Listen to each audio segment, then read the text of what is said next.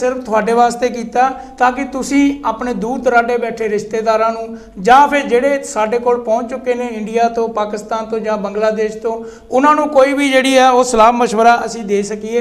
ये सारिया चीज़ां जिहड़ियां तद ही हो सकदियां जे सानू खुद नूं इन्हां बारे कोई जानकारी होवेगी। ते अज दी इस जानकारी विच मेरा सलिसिटर लैके प्रोग्राम हाज़र ने लॉरेंस कुर्त सलिसिटर तो उन्हां दे immigration consultant mister Imran Hussain ji, जिहड़े कि जिन्हां दे नाल तुसीं गलबात भी कर सकते हो सीधी।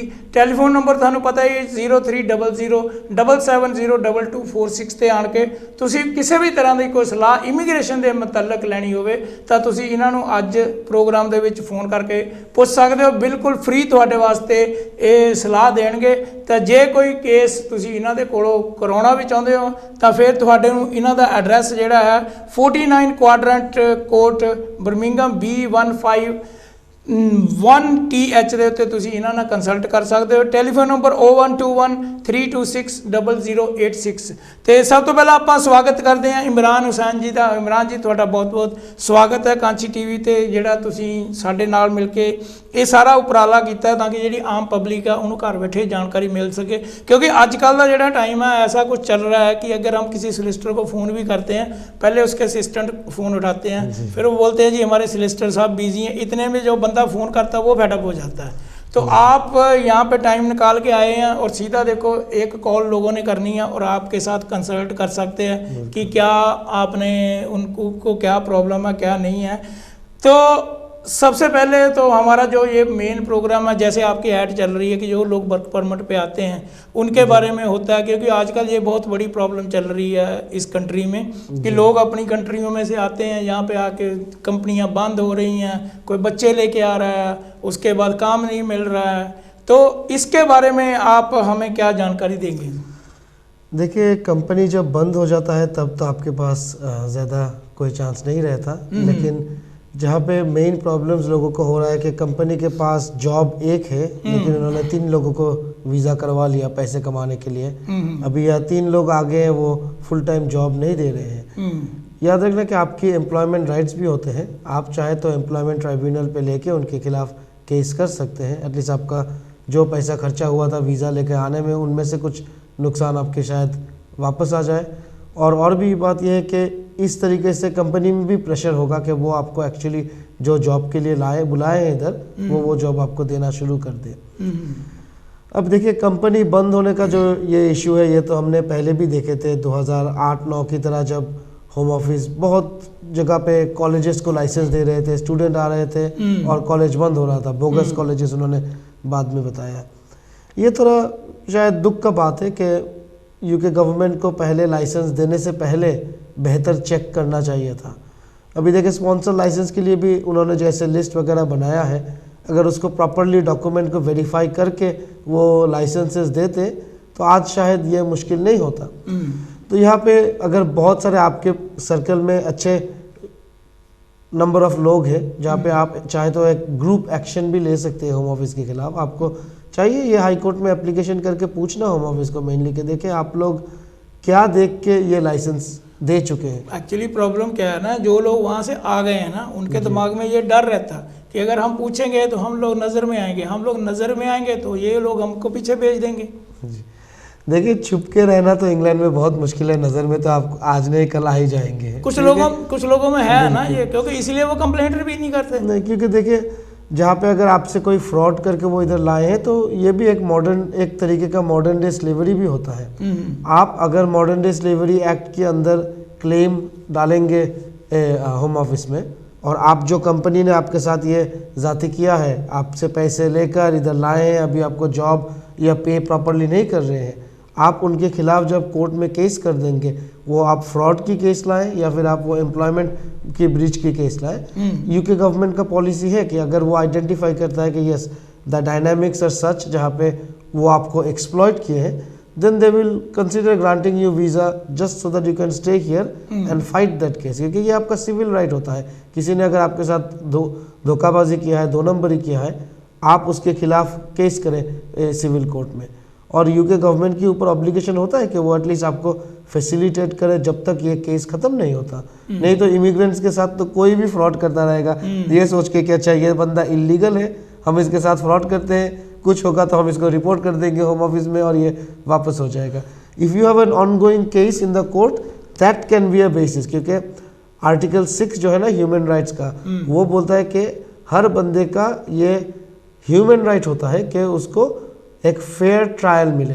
सो हम आर्टिकल 8 ह्यूमन राइट्स बोलते यही सोचते हैं कि प्राइवेट लाइफ, फैमिली लाइफ ये, लेकिन ये ह्यूमन राइट्स के अंदर बहुत चीज़ें आते हैं और आपका हक जो है कि राइट टू फेयर ट्रायल, ये भी एक ह्यूमन राइट्स है।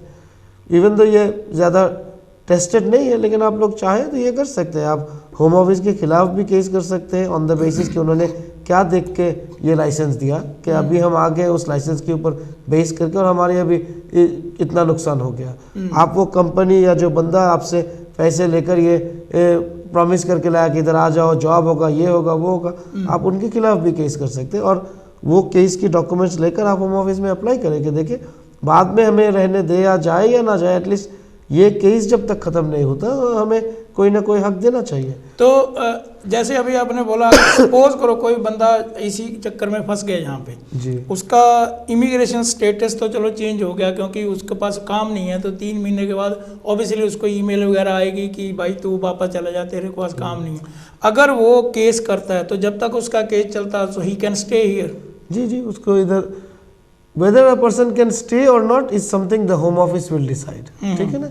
लेकिन हमारे पॉइंट होते हैं कि हमारे एडवाइस होते हैं कि is there an arguable basis, कि आपके पास एक आर्ग्यूएबल बेसिस है ये बोलने के लिए कि देखिए इस वक्त इस हालत पे मुझे वापस करना नहीं चाहिए। सो बेहतर तो आपके लिए यही होगा कि देखिए जब आप देख रहे हैं कि कंपनी के साथ प्रॉब्लम्स चल रहा है, आप अपना वीज़ा कैंसिलेशन तक वेट ना करें, ठीक है, क्योंकि एक बार आप ओवरस्टेयर हो गए, ओवरस्टेयर की तरह आप अप्लाई करेंगे पूरा एप्लीकेशन प्रोसेस पे, तो आपको इधर काम करने का इजाज़त नहीं होगा। आपके पास अगर आप आते ही देख रहे हैं अभी कंपनी से प्रॉब्लम हो रहा है जहाँ पे आगे जाके वीज़ा कैंसिल होने वाला है, या फिर वो होम ऑफिस से लेटर जो आता है वो नहीं बोलता कि कल से आपका वीज़ा खत्म, वो नॉर्मली आपको 60 डे देता है। सो आप कोशिश करें उस 60 डे वीज़ा रहते हुए एप्लीकेशन डाल दें और साइड पे आप जो सिविल केस है लाना चाहते हैं उनके खिलाफ वो सिविल केस लाए या एम्प्लॉयमेंट केस है वो केस लाए, और बाद में उस केस की पेपर्स होम ऑफिस को आप प्रोवाइड करें। और आपकी यही अर्जी होना चाहिए होम ऑफिस के पास कि देखिए ये केस हमारे लिए इम्पोर्टेंट है, हमारे साथ जाती हुआ है, जब तक ये केस ख़त्म नहीं होता हमें रहने के लिए इजाज़त देना चाहिए। और अगर आप ये वीज़ा रहते हुए अप्लाई करेंगे, ये होम ऑफिस में 1-1.5 साल भी एप्लीकेशन पड़ा रहे, 1-2 साल भी वो सिविल केस चलते रहे, आपके पास लीगल स्टेटस होगा, आप काम कर सकेंगे, ड्राइविंग कर सकेंगे, हेल्थ केयर ले सकेंगे, you will have all the options.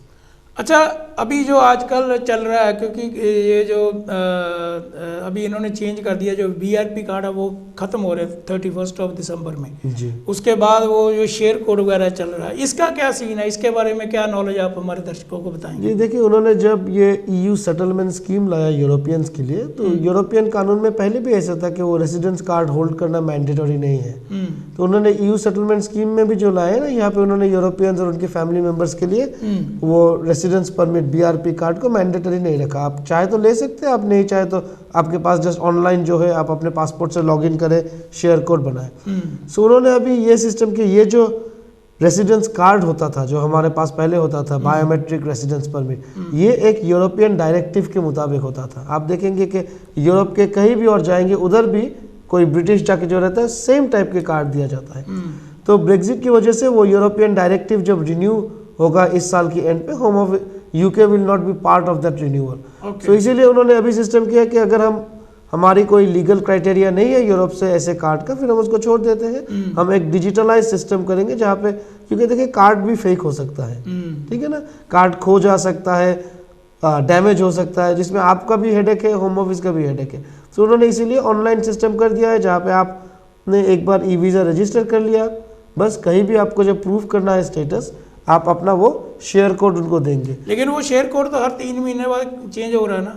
नहीं, एक बार जब आप शेयर कोड जनरेट करेंगे वो 3 महीने तक वैलिड रहता है। So every time you need to prove, आपको तो हर दिन अपना स्टेटस प्रूव नहीं करना पड़ता। आप सोचे कि नहीं, सपोज करो ना किसी ने अभी अपना शेयर कोड निकाल लिया, वो 31 अक्टूबर तक वैलिड है, अभी वो फर्स्ट वीक ऑफ नवंबर में जा रहा है, यहाँ से इंडिया में जा रहा है कहीं भी, तो फिर वो वहाँ पे वो करेगा या होम ऑफ एयरपोर्ट वाले अपने आप नहीं, उसको उसको एयरपोर्ट जाने से पहले एक नया शेयर कोड जनरेट, अच्छा उसको निकालना पड़ेगा। जी जी, शेयर कोड जनरेट करने में it takes less than 5 minutes. होता है, वो तो मुझे पता है, कई लोगों को पता नहीं। आप देखिए, आप जब एयरपोर्ट जाने वाले हैं, आप याद करके अपने पासपोर्ट उठाते हैं, आप याद करके आपके जो इम्पोर्टेंट चीज़ें हैं वो लेते हैं, बस इसी तरीके से आप, और उधर एयरपोर्ट खड़ा होके, आपको तो घर में नहीं, अभी तो सबके फोन उन पे भी इंटरनेट है, आप उधर एयरपोर्ट खड़ा होके भी कर सकते हैं। ये सवाल मैंने इसलिए पूछा कि जब से हमने ये प्रोग्राम स्टार्ट किया ना, इसके बारे में मेरे को मैक्सिमम कॉल्स आई हैं। अच्छा, कि हमने जाना है, हम क्या करें। तो जिन्होंने मैंने कॉल कीਤੀਆਂ ਸੀਗੀਆਂ, ਜਿਨ੍ਹਾਂ ਨੇ ਮਨ 'ਚ ਡਾਊਟ ਸੀਗਾ, ਉਹਨਾਂ ਨੂੰ ਇਹ ਦੱਸ ਦਿੰਦੇ ਆ ਕਿ 3 ਮਹੀਨੇ ਬਾਅਦ ਇਹ ਜਿਹੜਾ ਕੋਡ ਆ ਤੁਹਾਡਾ ਇਹ ਵੈਲਿਡ ਨਹੀਂ ਹੁੰਦਾ। ਉਸ ਤੋਂ ਬਾਅਦ ਜਦੋਂ ਤੁਸੀਂ ਜਾਣਾ ਹੈ, ਇਸ ਕੰਟਰੀ ਨੂੰ ਛੱਡ ਕੇ कितने भी जाना हैगा, तो शेयर कोड घरों एक बार जब रजिस्टर्ड कर लिए, उसके बाद तो जितने दफा वो चाहे सो आप ऐसे शेयर कोड मत जनरेट करें, जब आपको जरूरत हो तब आप बस उस वक्त शेयर कोड जनरेट कर ले। बस जैसे आपको अपने ड्राइविंग लाइसेंस रिन्यू करना है, बस एप्लीकेशन की 5 मिनट पहले करें। देखिए, अगर आप ट्रैवल कर रहे हैं, आपको ऐसा नहीं कि शेयर कोड को याद रखना पड़ेगा, आप उधर एयरपोर्ट खड़ा होके अपने फोन से बैठ के नया शेयर कोड जनरेट कर सकते हैं। तो it's as simple as that. देखिए, हमारे जो ऐसे पुराने लाइसेंस होते थे, ड्राइविंग लाइसेंस, उसका एक काउंटर पार्ट होता था, याद है आपको पेपर, उन्होंने वो खत्म कर दिया। इसका मतलब तो ये नहीं लोग अभी किसी को प्रूव नहीं कर सकते उनका कितना पॉइंट्स वगैरह है लाइसेंस पे। वो भी जैसे डिजिटल है, आप जाते हैं, लाइसेंस नंबर डालते हैं, 2 मिनट में आप एक क्रिएट कर सकते हैं डॉक्यूमेंट, जिसमें आप दिखा सकते हैं कि आपका क्या पॉइंट्स वगैरह। सिमिलर होगा ये, मुझे नहीं लगता कि इसमें ज़्यादा मुश्किलात होगा। मुश्किलात तो इसमें हम इतने ही सोच रहे हैं कि कुछ मुल्कों में सोचे कि एयरपोर्ट में आईटी सिस्टम इतना स्ट्रांग नहीं है, या फिर कुछ मुल्कों में आप सोचे कि इलेक्ट्रिसिटी का प्रॉब्लम है कि आप एयरपोर्ट गए हैं, फ्लाइट से पहले उनको चेक करना है, उनका इलेक्ट्रिसिटी में मुश्किल है, या आईटी सिस्टम में कोई ग्लिच है, तब थोड़ा बहुत मुश्किल होगा। वी विल सी, ये एक नया सिस्टम वो करने की कोशिश कर रहे हैं। वी विल हैव टू सी ये कितना वर्क करता है, because until January next year सबके पास ही रेजिडेंस परमिट है। वो तो है, सबके पास है। अच्छा, हमारी जो आपके जो फर्म की ऐड चल रही है, उसमें तो हमने यही दिखाया है कि जो लोग वर्क परमिट से आते हैं उस पर, और इसके साथ साथ आपकी जो फर्म है वो और क्या क्या मतलब कि केसेस को करते हैं? देखिए, हम हर तरीके का इमिग्रेशन केसेस डील करते हैं। जैसे मेरे पास परसों एक बहुत इंटरेस्टिंग केस आया है, वो भी वर्क परमिट रिलेटेड है, लेकिन ये वर्क परमिट चला जाएगा पब्लिक एडमिनिस्ट्रेटिव लॉ के ग्राउंड पे, क्योंकि ये बंदा पाकिस्तान से आया है यूके। तो ये जब हीथ्रो एयरपोर्ट में एंट्री होने वाला था, तो उसको उधर स्टॉप किया, स्टॉप करके कुछ सवालात करके उधर की बॉर्डर ऑफिसर को लगा कि इसकी वर्क परमिट शायद सही नहीं है। उन्होंने फिर क्या किया, उन्होंने उसकी कंपनी को फ़ोन किया। कंपनी को फ़ोन करने के बाद कंपनी के साथ क्या बात हुआ हमें भी नहीं मालूम। नेक्स्ट उसको कैंसिलेशन दे रहा है, ये बोल के, ये नहीं बोल के कि तुमने इंटरव्यू में कुछ गलत बोला, ये बोल के दे रहा है कि कंपनी ने तुम्हारा स्पॉन्सरशिप कैंसिल कर दिया है। ओके, ठीक है। सो जैसे द सीक्वेंस ऑफ इवेंट्स जैसे हुआ, हमें लग रहा है कि होम ऑफिस ने शायद कंपनी को फ़ोन करके ऐसे ही थ्रेट दिया है कि अगर तुमने इसका लाइसेंस कैंसिल नहीं किया, हम तुम्हारे लाइसेंस ही कैंसिल कर देंगे। सो ये अभी जुडिशियल रिव्यू पे चला जाएगा। सो ऐसे हमारे पास बहुत तरीके का केस आता है कि कोई विजिट वीज़ा उन्होंने रिफ्यूज़ किया, अभी तो अपील नहीं है, हम उसके जुडिशियल रिव्यूज़ करते हैं।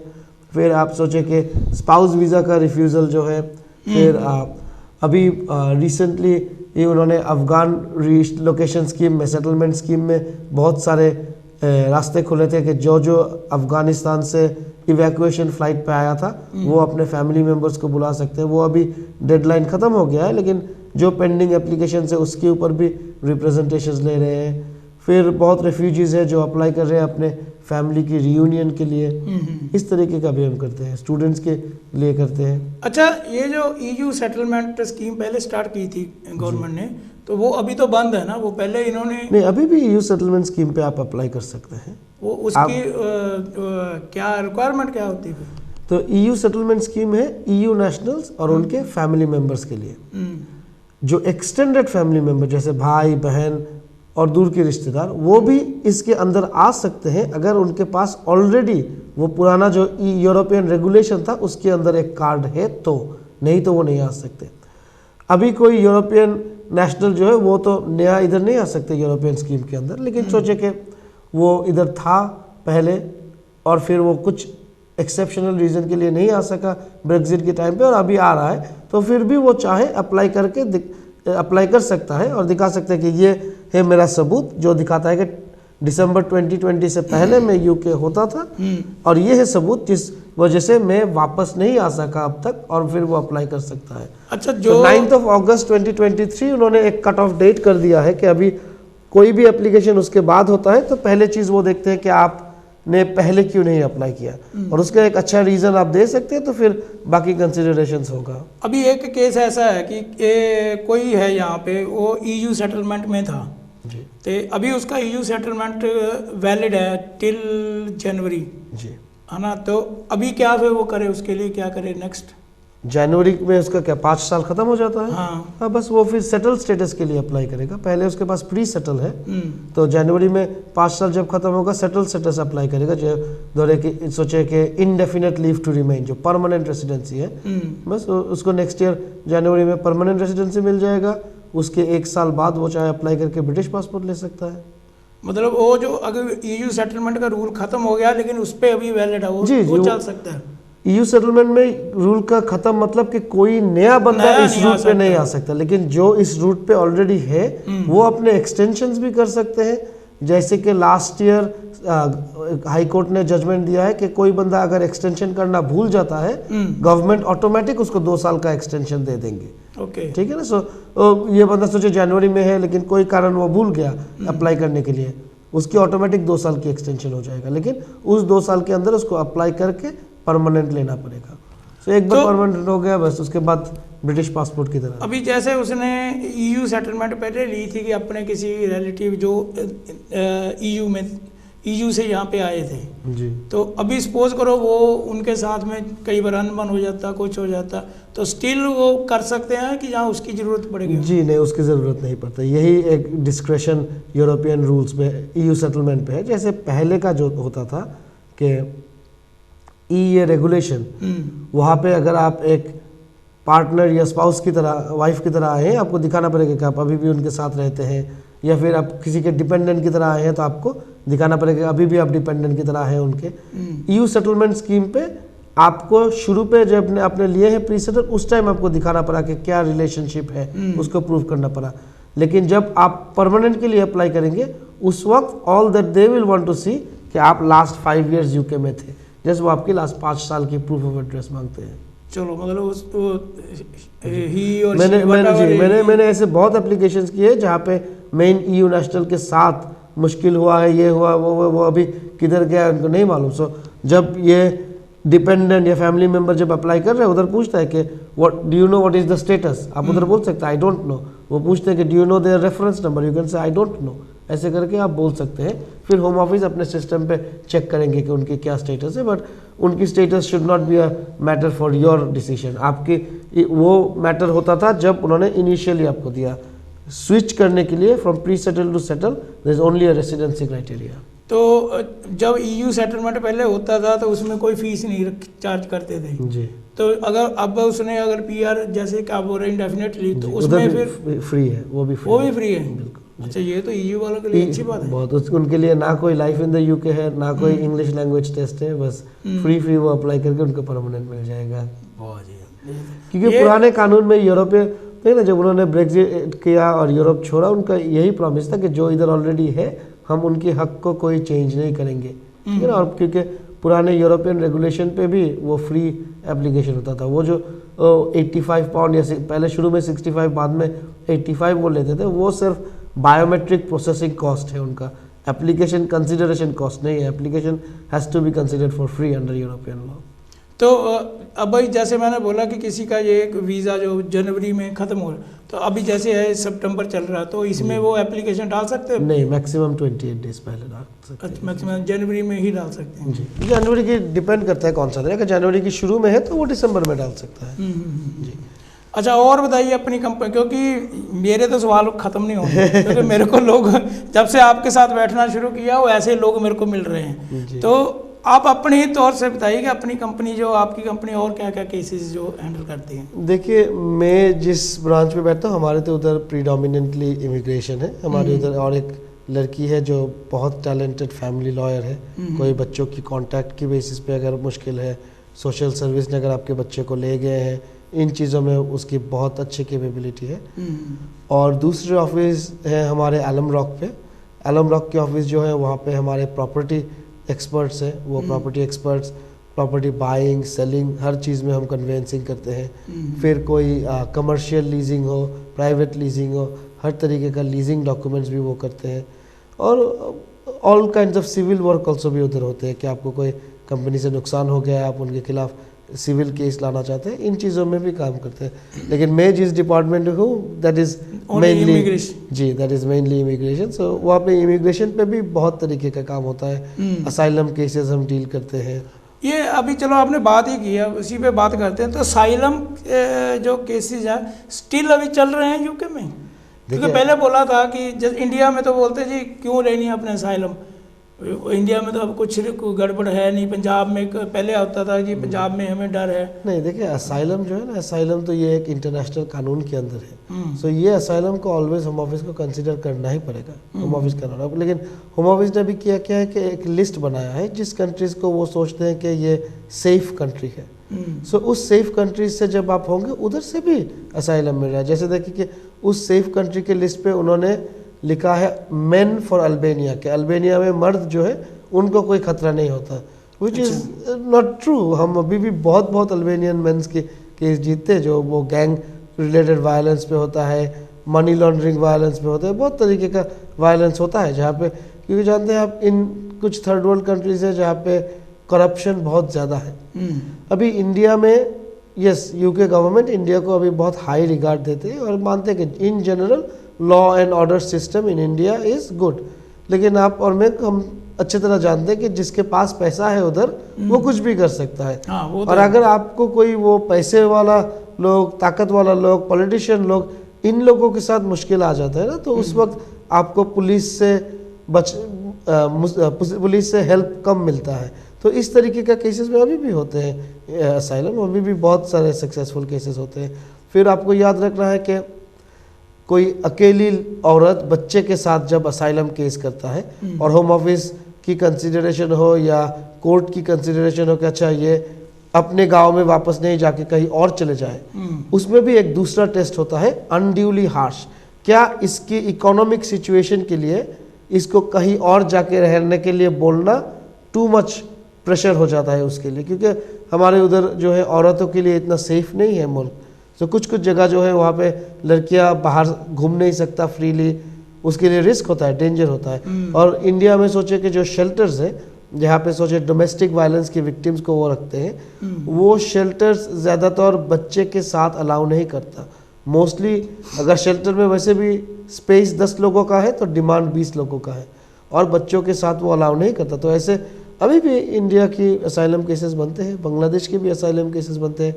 बांग्लादेश में अभी रिसेंटली जो कुछ पॉलिटिकल चेंजेस आए हैं उसकी वजह से बहुत सारे क्लेम्स अभी बांग्लादेश के लोग जो है, और बांग्लादेश में तो अभी पूरी गवर्नमेंट ही चेंज हुई है ना। जी बिल्कुल, गवर्नमेंट चेंज हुआ है। और ये सिर्फ चेंज नहीं हुआ, पीछे का जो गवर्नमेंट था उनके जो वर्कर्स थे, उनके जो सपोर्टर्स थे, उनके ऊपर अभी बहुत तरीके का रिस्क चल रहा है। तो वैसे लोग क्लेम अभी कर रहे हैं जिसके केसेस, जो पहले इधर जब आया था सोचे कि पढ़ाई करने आया था, उस टाइम तो उसका कोई सोच ही नहीं था, उसका सोच था कि मैं पढ़ाई करूंगा वापस चला जाऊंगा। उनके सोचे कि फैमिली में पॉलिटिकल लिंक था पहले गवर्नमेंट के साथ, वो अभी सारे even though their intention was not to claim asylum, they can now move into claiming asylum, क्योंकि वो दिखा सकते हैं। क्योंकि जब भी आप लेट करके क्लेम करते हैं ना, इसको बोलते हैं कि क्रेडिबिलिटी, के हम आपकी क्रेडिबिलिटी, हम आपको यकीन के लायक नहीं समझते क्योंकि आपने इधर स्टूडेंट आके शुरू में क्यों नहीं क्लेम किया, अभी लेट में क्यों कर रहे हैं।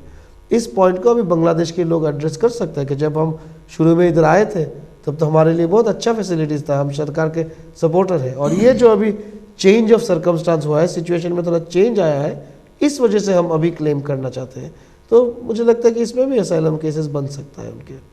अच्छा, वो एक और केस था हमारे पास आया, सपोज कोई फैमिली जिनके पास बच्चे हैं वो विजिटर वीज़ा पे यहाँ पे आते हैं जी, उनका विजिटर वीज़ा एक्सपायर हो गया, अभी वो क्या करें? बच्चे उनके साथ हैं, सपोज करो 4-5 साल का कोई बच्चा है। जी देखिए, अभी बच्चों के लिए यहाँ पे कानून पे थोड़ा कंसेशन है। मेन तो एक कंसेशन आप जानते हैं कि उन्होंने करके रखा है कि बच्चे का जब 7 साल इधर हो जाता है तब वो बच्चे को वीज़ा दे देते हैं। अभी उन्होंने बच्चे के साथ साथ पेरेंट्स को भी वीज़ा दे देते हैं। यहाँ पे 2 लिम्ब का टेस्ट था, पहला था कि 7 साल हो जाए और दूसरा जो है उसने दिखाना पड़ता है कि it is not reasonable to expect the child to relocate, कि आप बच्चे को वापस जाने के लिए बोलना ये सही नहीं है, फेयर नहीं है, ऐसे दिखाना पड़ता है। तो वो सेकंड साइड जो है ना टेस्ट का, उसको लेकर बहुत सारे कोर्ट ने फैसला दिया है। कोर्ट ने मेनली बोला है कि देखिए आप फोकस बच्चे के ऊपर रखें, बच्चों की पेरेंट्स विजिटर क्यों आया था, ओवरस्टे क्यों कर लिया, विजिट वीज़ा ख़त्म हो गया क्यों नहीं चला गया, ये चीज़ें आप बच्चों के खिलाफ यूज़ ना करें। बच्चों की कि क्या बच्चे वापस जा सकते हैं, ये सिर्फ बच्चे की सिचुएशन के, वो पढ़ाई में कितना अभी इन्वॉल्व है, वो इधर हेल्थ केयर में कितना इन्वॉल्व है। सो ये है 7 साल में, लेकिन 7 साल के जो कम है उनमें से भी केस बन सकता है, लेकिन उनमें से थोड़ा एक्सेप्शनल कुछ दिखाना पड़ेगा। If you just an ordinary situation तो उधर नहीं चलेगा। सो देखिए कि 7 साल से कम में होता है जहाँ पे बच्चे का कोई हेल्थ केयर रीज़न हो, जहाँ पे उसको वो कोई ट्रीटमेंट के बीच में है, या फिर फैमिली का बैकग्राउंड पे इतना ही मुश्किल है कि बिल्कुल वो वापस जाएगा तो बच्चे को बहुत बुरे हालत पे रहना पड़ेगा, या फिर वो ऐसे कोई मुल्क से आ रहा है जहाँ पे बच्चों के लिए रिस्क है, वो सेफ़ कंट्री नहीं है।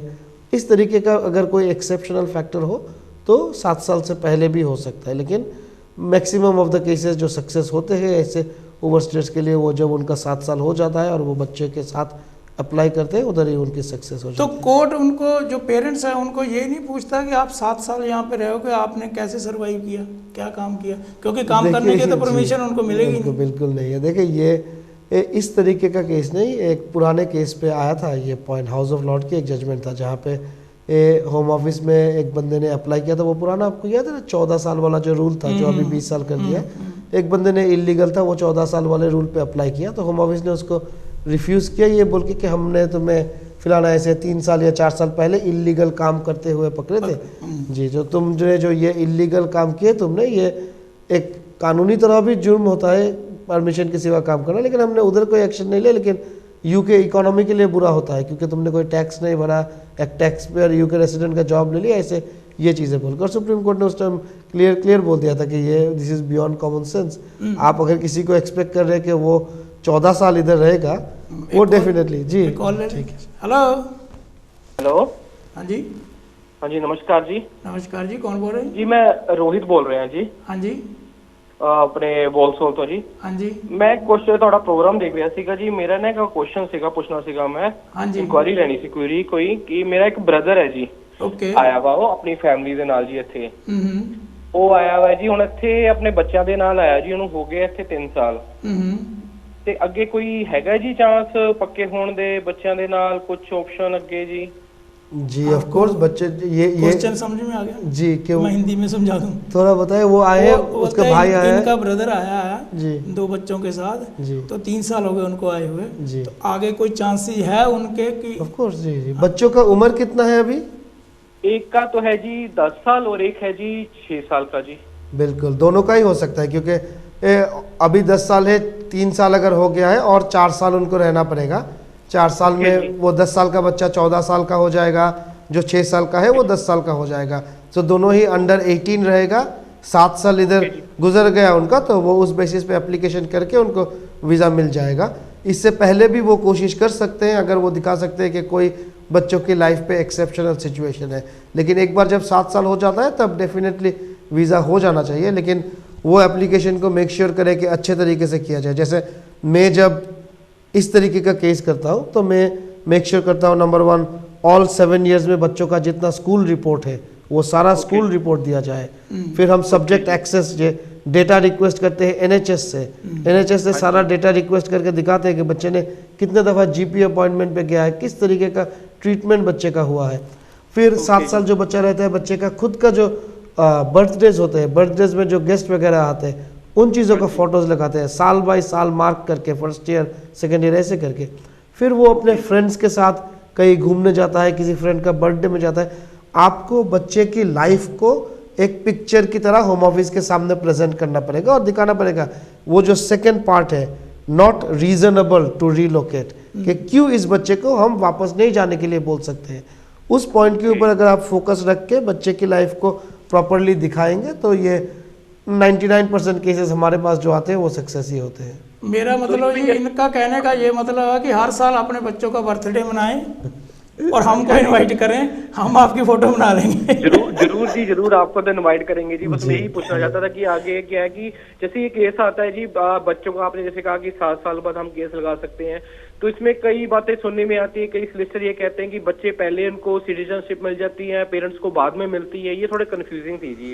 ये जी clear जी करना देखिए, था। अभी उन्होंने बहुत रिलैक्स किया है कानून। जो बच्चे इधर पैदा होते हैं और 7 साल रहते हैं वो तो स्ट्रेट अवे परमानेंट पक्का वीजे के लिए अप्लाई कर सकते हैं 7 ईयर्स में, ठीक है। Okay. जो बच्चे इधर पैदा होते हैं वो 7 ईयर में अप्लाई करते हैं, इंडेफिनेट मिलता है। और उसका जब 10 साल हो जाता है, कोई बच्चा जो यूके में पैदा होता है वो 10 साल उम्र में इंडेफिनेट ब्रिटिश पासपोर्ट अप्लाई कर सकता है। बच्चों के लिए वो कानून इजी है, पेरेंट्स के लिए मतलब कानून कि जो यहाँ डिफिकल्ट पर है। बोर्न होते हैं, जो आउट ऑफ इंग्लैंड बोर्न है, ये यूके बोर्न है, उनके लिए नहीं है ये। जो आउट ऑफ यूके बॉर्न होते हैं वो 10 साल उम्र पे उसको नहीं मिलता, और उसको 7 साल खत्म करने से इंडेफिनेट भी नहीं मिलता। उसको 7 साल खत्म करने के बाद वीज़ा मिलेगा और 5 साल वीज़े पे रहने के बाद उसको इंडेफिनेट मिल जाएगा। वेरेज उसके पेरेंट्स जो है, पेरेंट्स को 10 साल रहना पड़ेगा, 10 साल के बाद इंडेफिनेट मिलेगा। ओके, बच्चों को मिलेगा 5 साल का और पेरेंट्स को 10 साल का। 10 साल बाद। लेकिन जो बच्चा इधर पैदा हुआ है उसको स्ट्रेट अवे मिल जाएगा इंडेफिनेट 7 साल होने में। ओके ओके, थैंक यू जी, thank you so much. Okay जी, ਥੈਂਕ ਯੂ ਕਾਲ ਕਰਨ ਦਾ। ਦੇਖੋ ਇਹ ਜਿਹੜਾ ਪ੍ਰੋਗਰਾਮ ਆ ਇਹ ਸਿਰਫ ਤੁਹਾਡੇ ਵਾਸਤੇ ਬਣਾਇਆ ਗਿਆ। ਅਸੀਂ ਤਾਂ ਦੇਖੋ ਇੱਥੇ ਬੈਠ ਕੇ ਹਾਸੇ ਮਜ਼ਾਕ ਦੀਆਂ ਗੱਲਾਂ ਵੀ ਨਾਲ ਕਰੀ ਜਾਣੀਆਂ, ਪਰ ਜਿਹੜੇ ਕੰਮ ਦੀ ਗੱਲ ਆ ਉਹ ਤੁਸੀਂ ਜਦੋਂ ਸਾਡੇ ਕੋਲ ਪੁੱਛੋਗੇ ਤਾਂ ਫੇਰ ਹੀ ਸਾਡੇ ਨਾਲ ਜਿਹੜੇ ਇਮੀਗ੍ਰੇਸ਼ਨ ਕੰਸਲਟੈਂਟ ਬੈਠੇ ਨੇ ਇਹ ਤੁਹਾਨੂੰ ਸਲਾਹ ਦੇ ਸਕਦੇ ਨੇ। ਤੇ ਜੇ ਤੁਹਾਡੀ ਕੋਈ ਫੈਮਿਲੀ ਦੇ ਵਿੱਚ ਵੀ ਕੋਈ ਰਿਸ਼ਤੇਦਾਰ ਦੂਰੋਂ ਨੇੜੇ ਕੋਈ ਇੱਥੇ ਪਹੁੰਚਿਆ ਹੋਇਆ, ਕੋਈ ਪ੍ਰੋਬਲਮ ਆ, ਤਾਂ ਤੁਸੀਂ ਕਾਲ ਕਰ ਸਕਦੇ ਹੋ 0300 7702246 ਦੇ ਉੱਤੇ। ਔਰ ਬਹੁਤ ਸਾਰੇ ਸਟੂਡੈਂਟਸ ਕਈ ਵਾਰੀ ਜਦੋਂ ਆਏ ਹੁੰਦੇ ਆ ਉਹਨਾਂ ਨਾਲ ਬੜੀਆਂ ਵਧੀਕੀਆਂ ਹੁੰਦੀਆਂ ਨੇ ਔਰ ਉਹ ਵੀ ਥੋੜਾ ਜਿਹਾ ਡਰ ਕੇ ਰਹਿੰਦੇ ਨੇ। ਡਰਨ ਦੀ ਕੋਈ ਲੋੜ ਨਹੀਂ ਹੈ, ਖੁੱਲ੍ਹ ਕੇ ਤੁਸੀਂ ਦੱਸ ਸਕਦੇ ਹੋ ਆਪਣੇ ਬਾਰੇ।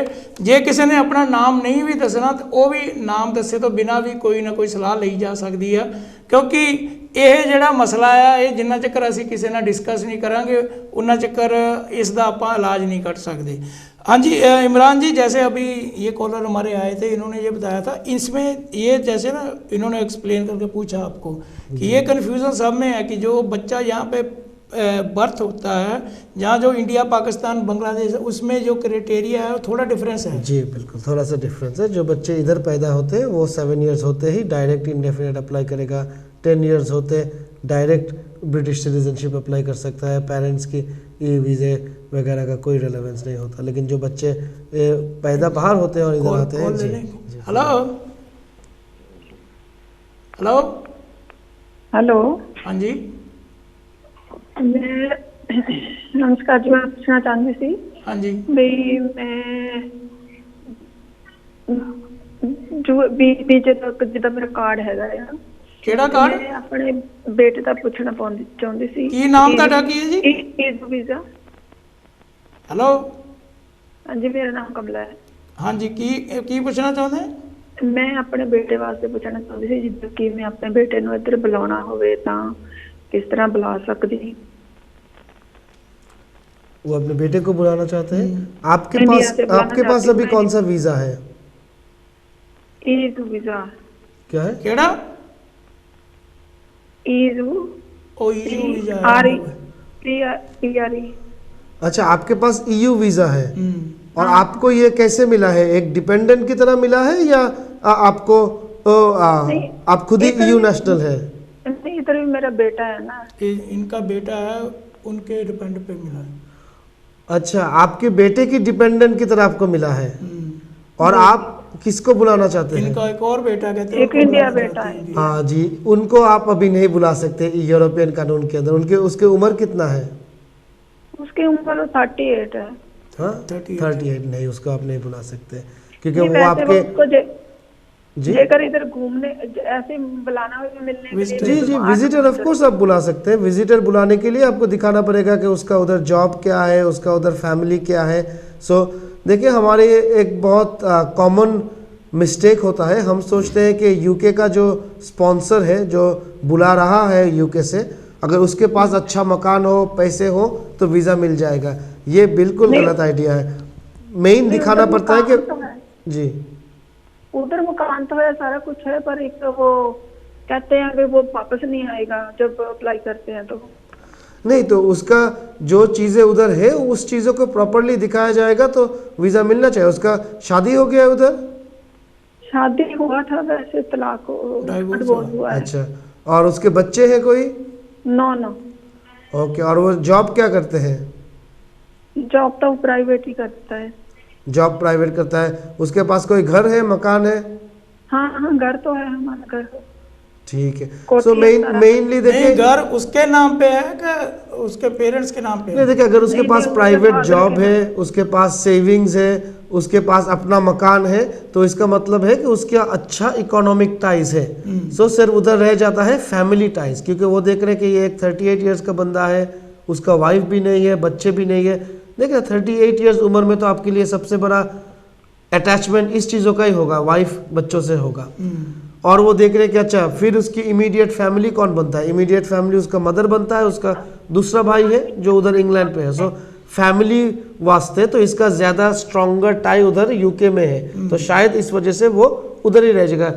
हम इंसान जो है, हम तो सोशल क्रीचर्स हैं। देखिए ना, पैसे आपके पास जितने भी हो जाए, आप अकेले कहीं नहीं रहना चाहेंगे। सही आप बात। चाहेंगे कि पैसे लेकर आप जिन लोगों अपने बंदे जो है उनके साथ अपनी रहें। फैमिली So, के साथ रहे। जी, सो इनके केस में मुझे लगता है यही अभी मुश्किल हो गया कि उनके नहीं, उसकी शादी तो कर देनी है ना। मैं ठीक होंगी थोड़ी, मैं इधर बीमार हूँ, मैं तो हॉस्पिटल में हूँ ना। जी, जाके मुझे लगता है अपना एक बार अगर उसका उधर शादी हो जाता है, फिर जब वो दिखाएगा कि वो अपने वाइफ को छोड़ के इधर घूमने आ रहा है, तब उसके लिए वीज़े में मुश्किल नहीं होगा। ये एक बात है। सेकंड बात है कि देखिए, आप और आपका दूसरा बेटा अगर इधर यूरोपियन वीज़े पे है, तो आप लोग चाहे तो ये भी कर सकते हैं कि आप नहीं, उसकी तो शादी हुई है, उसके 2 बच्चे भी हैं इधर। हाँ, तो आप लोग ये कर सकते हैं कि आप लोग खुद भी एक यूरोप ट्रिप पे चले जाएं और उसको भी दूसरे यूरोपियन कंट्री में बुला लें, जैसे कि इटली बताएं या फिर स्पेन बताएं। इन मुल्कों में वो फैमिली टाइज ज़्यादा नहीं देखते, इन मुल्कों में वो आपका इकोनॉमिक टाइज ही ज़्यादा देखते हैं। अगर आपका जो इंडिया में बेटा है उसका अच्छा इनकम है, आप उसको बोले कि वो एक स्पेन वीज़े के लिए अप्लाई करें, उधर होटल बुकिंग करके हॉलीडे के लिए आ जाए, आप लोग भी इधर से जाएं। सो वो जब 1-2 बार यूरोप के दूसरे मुल्क जाएगा तो उसका ट्रैवल हिस्ट्री एक बन जाएगा और वो उसको क्रेडिबिलिटी देगा। जब होम ऑफिस देखेगा कि अच्छा ये बंदा, क्योंकि देखिए जिसको इलीगल इंग्लैंड रहना है वो इलीगल यूरोप भी रह जाता है, ठीक है ना, क्योंकि यूरोप में शायद इलीगल रहना और भी ईजी होता है, उधर काम शाम का भी परमिशन हो जाता है। वेरएज यूरोप की वीज़े में इतना सख्ती का क्राइटेरिया नहीं है जितना इंग्लैंड की वीज़ा में है। इंग्लैंड हाँ, नहीं, उधर एक मेरे नाम पे बिजनेस भी है, वो उसके नाम कर दूं तो फिर कुछ हो सकता है। मनीग्राम वेस्टर्न यूनियन का। मुझे लगता है कि आपकी जो ये बेटे का सिचुएशन है, इसमें पैसों का मसला नहीं है, यहाँ पे फैमिली टाइज का ही मसला है। आप उसकी शादी अगर करवा दे तो शायद उसमें उसके वीज़ा मिलने का चांसेस ज़्यादा होगा, जब वो दिखाएगा कि अपना वाइफ को पीछे छोड़ के आ रहा है। अगर वो प्राइवेट जॉब कर रहा है, उसके पास एक मकान भी है, मुझे नहीं लगता ये वीज़ा आपकी पैसों के लिए स्टॉप हो रहा है। ये वीज़ा स्टॉप हो रहा है कि उसका उधर पीछे कोई फैमिली नहीं है और फैमिली सारे इधर है, तो वो इधर ही रहना चाहेंगे। ओके, जी, तो वो ठीक है। उसके पैसे कितने होने चाहिए अकाउंट में? देखिए, विजिट वीज़ा का ऐसे वो पैसे नहीं देखते अकाउंट में, वो देखते हैं कि कितना ज़्यादा ट्रांजैक्शन होता है। अगर आपके अकाउंट पे 10 लाख पड़ा हुआ है सोचे, लेकिन इससे बेहतर है कि आप हर महीने 2 लाख कमाते हैं और 2 लाख खर्चा करते हैं, ठीक है। यूके गवर्नमेंट ऑलवेज वैल्यू करते हैं कि जब आपकी बहुत एक्टिव ट्रांजैक्शंस हो, क्योंकि उनको मालूम है आप किसी से पैसे लेकर अपने अकाउंट पे डाल सकते हैं, उनको मालूम है कि आप बैंक वालों को रिश्वत दे के अपने अकाउंट पे पैसे डाल सकते हैं, मैनेजर से कोई अरेंजमेंट करके पैसे डाल सकते हैं। They are not interested in seeing large bank balance. वो देखना चाहते हैं कि आप अच्छा कमाते हैं, अच्छा स्टैंडर्ड लिव करते हैं और अच्छा खर्चे करते हैं उधर, ठीक है। उसकी बेसिस पे वो ज़्यादा वीज़ा देते हैं। अगर आप 6 महीने का बैंक स्टेटमेंट लगाएंगे जहाँ पे आप दिखाएंगे कि वो 2-3 लाख रुपीज़ पर मंथ कमा रहा है, उसमें से मेजॉरिटी वो अच्छे अपना खर्चा कोई जी कमाता है। सॉरी इंडिया में 2-3 लाख ना कोई कमाता है। अरे वो तो ठीक है, अगर वो नहीं कमाता तो इसमें हम क्या कर सकते हैं। आप लेकिन जितना कमा रहा है उतना शो तो करो। जी देखिए, लेकिन इन यूके गवर्नमेंट ऐसे सोचते हैं कि कोई बंदा जो यूके आने वाला है और जो यूके आके उसको लगेगा कि नहीं हमें इधर क्यों रहना है, किसको लगेगा? जिसके पास इस तरीके का इनकम है। अगर आपके पास 20,000 रुपीज़ 30,000 रुपीज़ का इनकम है तो आपको तो यूके आके लगेगा कि मैं वो सेम जॉब इधर इलीगली भी करूं तो मेरा 3 गुना इनकम हो जाएगा, फिर तो आप वापस नहीं जाने चाहेंगे। तो आपको समझना चाहिए कि यूके गवर्नमेंट की पॉइंट ऑफ व्यू में ये चीज़ें कैसे दिखता है। तो अगर उसका करंट एक जॉब से नहीं है तो आप दिखाएं कि उसकी कोई बिजनेस इन्वेस्टमेंट है साइड में जिधर से प्रॉफिट आता है, आप दिखाएं कि उसके पास कोई शॉप है या कोई प्रॉपर्टी रेंटल है जहाँ से अच्छा इनकम आता है। लेकिन अगर यूके सरकार देखेंगे कि ये बंदा यूके आके महीने में इलीगल काम करके भी 1500-2000 पाउंड कमा सकता है और उधर उसका इनकम है सिर्फ 20,000 रुपीज़, वो तो सोचेंगे कि ये तो आके जाना नहीं चाहेगा वापस। जी ठीक है, बहुत बहुत धन्यवाद जी ਤੁਹਾਡਾ ਕਾਲ ਕਰਨ ਦਾ। Thank you very much. Thank you. Thank you. पता हमारे लोगों में यही एक प्रॉब्लम है कि हमारे लोग क्या कहते हैं कि 20-25 हज़ार की किसी की मंथली इनकम है। अच्छा चलो ये तो सब लोग यही लेकिन मुझे तो नहीं लगता, मुझे तो लगता है अभी इंडिया में लोगों का बहुत अच्छा इनकम है। हाँ ये कुछ लोगों का है। आप अभी सोचिए कि गांव में ना हो लेकिन शहरों में तो मैं देखता हूँ कि लोगों की अभी अच्छा स्टैंडर्ड ऑफ लिविंग है, हर चीज़ भी महंगा हो गया है, सैलरी भी लोगों को वो अच्छा ही देना पड़ता है। नहीं इसका जैसे अभी आप हम लोगों ने एक्सप्लेन कर रहे हैं तो थोड़ा सा हमारे दर्शकों को इसके बारे में एक्सप्लेन करें। ये ऐसे क्वेश्चन बहुत हमारे आगे आते हैं कि ये जो पॉइंट इनका को पॉइंट सिस्टम तो होता ही होगा कि इतने पॉइंट देखते हैं जी। कॉल पे कौन है? Hello hello. हाँ जी। हाँ जी मैं ओल्डबरी तो बोल रही हूँ। मैं बात करनी थी इनसे। हाँ जी। स्टूडेंट वीजे पे आई हूँ, उसकी रिगार्डिंग बात करनी थी मैंने। करो जी। हाँ जी, वो बात करनी थी कि जैसे कि मेरे हस्बैंड मेरे डिपेंडेंट हैं, तो मेरी स्टडी भी फिनिश होने वाली है फरवरी में। तो मैं ये पूछना चाहती थी कि मैंने आगे कौन से रिगार्डिंग किसके रिगार्डिंग मैं अप्लाई करूँ, वर्क परमिट पे करूँ, ऐसे इसकी रिगार्डिंग पूछना था मैंने। ये बोल रहे कि ये स्टूडेंट आए थे, इनके हस्बैंड इन पे डिपेंडेंट आए हैं, साथ में फरवरी में इनकी स्टडी कंप्लीट हो रही है। तो ये कह रहे हैं कि मेरे लिए कौन सा बेटर है कि मैं वर्क परमिट पे जाऊं। मैं ऑलवेज आपको सजेस्ट करूंगा कि आप पहले PSW ले लें, ठीक है? क्योंकि देखिए सोचिए कि एक कंपनी आपको जॉब ऑफर कर रहा है कि ठीक है आप हमारे पास आ जाए, हम आपको वर्क परमिट करवा देंगे। लोग सोचते हैं कि मैं क्यों अपना एप्लीकेशन फ़ीस NHS फीस ज़ाया करके उधर जाऊं, वर्क परमिट में तो बेहतर है, मेरा अल्टीमेटली परमानेंट होता है। लेकिन याद रखना कि वर्क परमिट जो है ना ये आपके एक दूसरे कंपनी के ऊपर डिपेंडेंट है। आपने वर्क परमिट ले लिया लेकिन उधर काम करते हुए आपको 2 महीने बाद अच्छा नहीं लगा उधर का काम, ठीक है? वो कंपनी ने किसी और को कोई 2 नंबरी वर्क परमिट दिया, होम ऑफिस आके उनका लाइसेंस कैंसिल कर दिया। बहुत तरीके का रिस्क होता है एक वर्क परमिट में। वर्क परमिट अच्छा रूट है लोगों की सेटलमेंट के लिए, और जब आपके पास कोई दूसरा रास्ता नहीं आप करें। लेकिन PSW में क्या है कि PSW में ये एक अनकंडीशनल वीज़ा है। इधर आप जितने आवर चाहे काम कर सकते हैं, जिधर दिल चाहे काम कर सकते हैं। अभी सोचे कि आपको जाना है कोई आर्किटेक्चरिंग लाइन पे काम करना, आप एक काम करें, आप PSW लेकर 3 आर्किटेक्चरिंग फर्म में 2 दिन करके पार्ट टाइम काम करें। उसमें से जिसको आपको अच्छा लगेगा, आप देखेंगे ये कंपनी का स्ट्रक्चर अच्छा है, ये कंपनी का HR मैनेजमेंट अच्छा है, ये कंपनी सीधा काम करता है, 2 नंबर ही नहीं करता, फिर आप उनके साथ बेहतर रिलेशन डेवलप करेंगे कि उधर मेरा वर्क परमिट बन जाए। जी हाँ जी, और कुछ पूछना है? और याद रखना कि यूके में और भी एक चीज़ है कि जब कोई इंसान 10 साल लीगली रहता है तब उसका एक ऑटोमेटिक इंडेफिनेट का हक बन जाता है। अभी अगर आप आए हैं 2.5 साल या 2 साल स्टूडेंट वीज़े पे, उसके बाद आप जब और 2 साल रहेंगे PSW पे, you are also progressing more time towards that 10 years qualifying period. अगर आपको वेरी गुड कंपनी से, रिलायबल कंपनी से वर्क परमिट में मिल जाता है, फिर आप उधर स्विच कर सकते हैं, नो प्रॉब्लम। बट आपको सोचना पड़ेगा कि work permit is dependent on a company. आपका PSW जो है वो फ्री स्टैंडिंग है, आपने पढ़ाई खत्म कर लिया, आप उधर कर सकते हैं। और आप लोगों को स्टूडेंट्स जो है ना, मुझे अच्छा लगा, इसलिए मेरे पर मैं कॉल करके आपसे सजेशन मांगूं। स्टूडेंट्स जो है, स्टूडेंट्स को मैं एक चीज़ पे बोलूँगा कि आप अगर मास्टर्स करने आए हैं, आप ये चीज़ पे ध्यान रखना, आप अपने मास्टर्स का जो डिसर्टेशन है, वो डिसर्टेशन प्रोजेक्ट जो है उसको बहुत सही तरीके से करें, बहुत दिल लगा के करें। क्यों? क्योंकि आपका ये मास्टर्स का डिसर्टेशन लेकर आप अपने PSW की एंड पे अप्लाई कर सकते हैं PhD के लिए, ठीक है। अगर आपका मास्टर्स का जो टॉपिक है वो अच्छा टॉपिक है, आपको फंडेड पीएचडी मिल सकता है।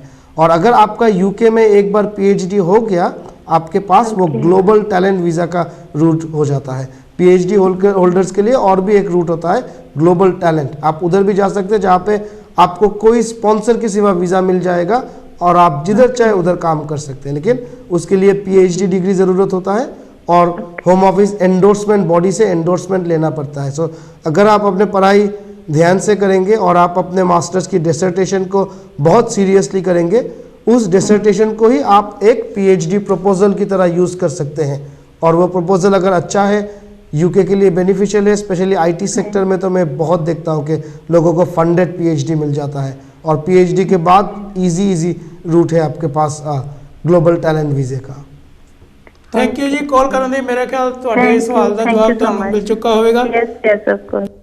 ਤੇ ਜਿੱਦਾਂ ਜਿਹੜੀ ਵੀ ਸਲਾਹ ਤੁਹਾਨੂੰ ਚੰਗੀ ਲੱਗੀ ਤੁਸੀਂ ਇਹਨੂੰ ਯੂਜ਼ ਕਰ ਸਕਦੇ ਹੋ, ਕਿਉਂਕਿ ਮੈਂ ਹਰ ਵਾਰੀ ਕਹਿੰਦਾ ਹੁੰਦਾ ਕਿ ਸਲਾਹ ਦੇਣਾ ਸਾਡਾ ਫਰਜ਼ ਆ, ਮੰਨਣਾ ਜਾਂ ਨਾ ਮੰਨਣਾ ਉਹ ਤੁਹਾਡਾ ਹੱਕ ਹੈ। ਇਹਦੇ ਵਿੱਚ ਨਾ ਕਾਂਚੀ ਟੀਵੀ ਨਾ ਮੇਰਾ ਜਾਨੀ ਟੋਨੀ ਪੰਕੜ ਦਾ ਕੋਈ ਵੀ ਦਬਾਅ ਨਹੀਂ ਤੁਹਾਡੇ ਉੱਤੇ ਕਿ ਤੁਸੀਂ ਇਸ ਗੱਲ ਨੂੰ ਮੰਨਣਾ ਹੀ ਹੈ। ਇਹ ਸਿਰਫ ਤੁਹਾਡੇ ਆਪਣੇ ਤੇ ਹੈ ਕਿ ਕਿਉਂਕਿ ਕੰਸਲਟੈਂਟ ਇਮੀਗ੍ਰੇਸ਼ਨ ਕੰਸਲਟੈਂਟ ਇਹ ਹੈਗੇ ਨੇ, ਇਹਨਾਂ ਨੇ ਤੁਹਾਨੂੰ ਬਿਲਕੁਲ ਸਹੀ ਸਲਾਹ ਹੀ ਦੇਣੀ ਆ।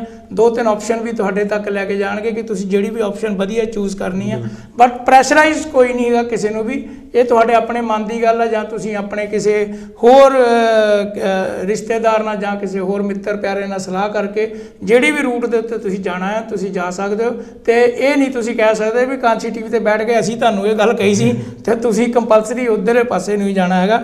ਇਸ ਕਰਕੇ ਇਹ ਮੈਂ ਹਰ ਵਾਰੀ ਹੱਥ ਜੋੜ ਕੇ ਬੇਨਤੀ ਕਰਦਾ ਸਾਰਿਆਂ ਨੂੰ ਕਿ ਜਿੰਨਾ ਹੋ ਸਕੇ ਸਿਰਫ ਤੇ ਸਿਰਫ ਸਾਡੀ ਸਲਾਹ ਜੇ ਤੁਹਾਡੇ ਕੰਮ ਆਉਂਦੀ ਹੈ, ਲੱਗ ਰਿਹਾ ਤੁਹਾਨੂੰ ਕਿ ਤੁਹਾਡੇ ਆਉਣ ਵਾਲੇ ਫਿਊਚਰ 'ਚ ਇਹਨਾਂ ਦੀ ਜਿਹੜੀ ਸਲਾਹ ਆ ਉਹ ਮੰਨ ਕੇ ਤੁਸੀਂ ਆਪਣਾ ਅਗਲੇ ਸਟੈਪ ਜਿਹੜਾ ਉਹ ਚੱਕ ਸਕਦੇ ਹੋ ਤਾਂ ਜ਼ਰੂਰ ਚੱਕੋ, पर ਉਹਦੇ ਵਿੱਚ कोई भी प्रेशराइज नहीं है। अच्छा इमरान जी, एक तो ना ये टॉपिक इमिग्रेशन का इतना वाइड बड़ा सा है कि इसमें बातें करनी शुरू कर दो टाइम का पता नहीं लगता। बिल्कुल है ना। अभी तक 1 घंटा होने में 3 मिनट रह गए हैं और हमें पता नहीं चला कि एक चलो ये इस पे लोगों को बहुत कम नॉलेज भी बहुत कम है, क्योंकि हर कोई बंदा पूछना चाहता है कि मेरे केस का क्या होगा क्या नहीं है। तो मेरे को लगता नहीं है कि जैसे जब 2-3 एपिसोड हम लोग ऐसे कंटिन्यू करेंगे कि तो हमें बोलने का मौका मिलेगा फिर आप ही बोलोगे और कॉलर ही बोलेंगे फिर साथ में।